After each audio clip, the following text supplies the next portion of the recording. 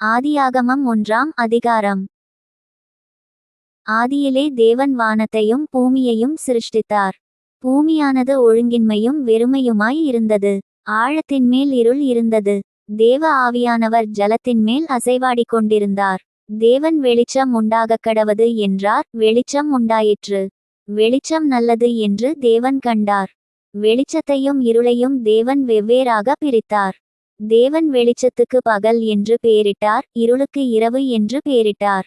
சாயங்காலமும் விடியற்காலமுமாகி முதலாம் நாள் ஆயிற்று.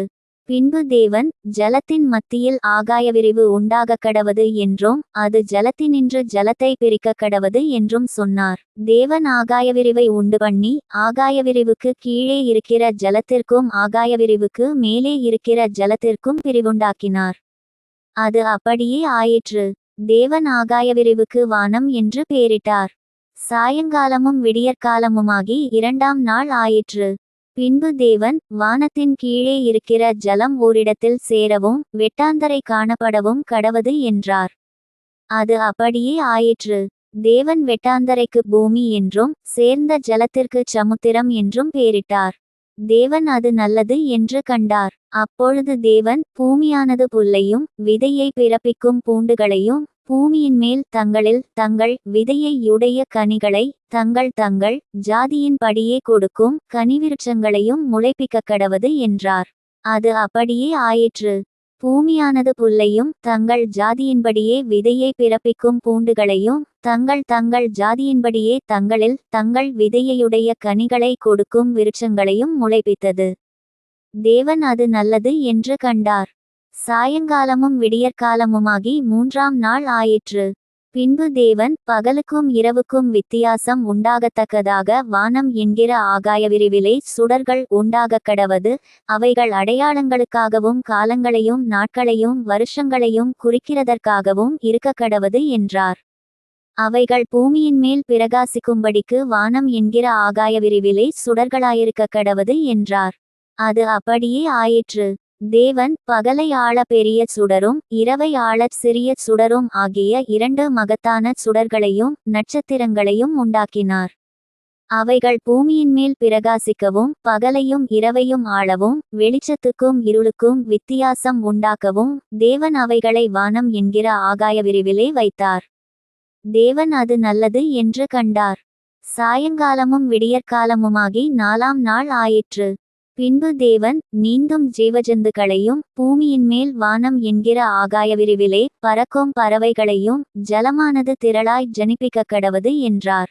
தேவன், மகா மச்சங்களையும் ஜலத்தில் தங்கள் ஜாதியின்படியே திரளாய் ஜனிப்பிக்கப்பட்ட சகலவித நீர்வாழும் ஜந்துக்களையும் சிறகுள்ள ஜாதியான சகலவித பட்சிகளையும் சிருஷ்டித்தார். தேவன் அது நல்லது என்று கண்டார். தேவன் அவைகளை ஆசீர்வதித்து, நீங்கள் பலுகி பெருகி சமுத்திர ஜலத்தை நிரப்புங்கள் என்றும் பறவைகள் பூமியில் பெருகக்கடவது என்றும் சொன்னார். சாயங்காலமும் விடியற்காலமுமாகி ஐந்தாம் நாள் ஆயிற்று. பின்பு தேவன், பூமியானது ஜாதியான ஜீவஜந்துக்களாகிய நாட்டுமிருகங்களையும் ஊரும் பிராணிகளையும் காட்டுமிருகங்களையும் ஜாதியாக பிறப்பிக்கக்கடவது என்றார். அது அப்படியே ஆயிற்று.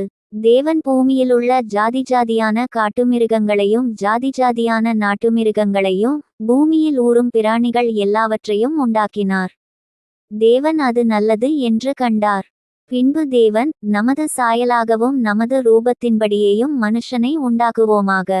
அவர்கள் சமுத்திரத்தின் மச்சங்களையும் ஆகாயத்து பறவைகளையும் மிருகஜீவன்களையும் பூமியனைத்தையும் பூமியின் மேல் ஊறும் சகல பிராணிகளையும் ஆளக்கடவர்கள் என்றார். தேவன் தம்முடைய சாயலாக மனுஷனைச் சிருஷ்டித்தார். அவனை தேவ சாயலாகவே சிருஷ்டித்தார். ஆணும் பெண்ணுமாக அவர்களைச் சிருஷ்டித்தார். பின்பு தேவன் அவர்களை நோக்கி, நீங்கள் பலுகி பெருகி பூமியை நிரப்பி அதை கீழ்ப்படுத்தி சமுத்திரத்தின் மச்சங்களையும் ஆகாயத்து பறவைகளையும் பூமியின் மேல் நடமாடுகிற சகல ஜீவஜந்துக்களையும் ஆண்டுகொள்ளுங்கள் என்று சொல்லி தேவன் அவர்களை ஆசீர்வதித்தார். பின்னும் தேவன், இதோ, பூமியின் மேல் எங்கும் விதைதரும் சகலவித பூண்டுகளையும் விதைதரும் கனிமரங்களாகிய சகலவித விருட்சங்களையும் உங்களுக்கு கொடுத்தேன். அவைகள் உங்களுக்கு ஆகாரமாயிருக்கக்கடவது. பூமியிலுள்ள சகல மிருகஜீவன்களுக்கும் ஆகாயத்திலுள்ள சகல பறவைகளுக்கும் பூமியின் மேல் ஊறும் பிராணிகள் எல்லாவற்றிற்கும் பசுமையான சகல பூண்டுகளையும் ஆகாரமாக கொடுத்தேன் என்றார். அது அப்படியே ஆயிற்று. அப்பொழுது தேவன் தாம் உண்டாக்கின எல்லாவற்றையும் பார்த்தார், அது மிகவும் நன்றாயிருந்தது. சாயங்காலமும் விடியற்காலமுமாகி 6ஆம் நாள் ஆயிற்று.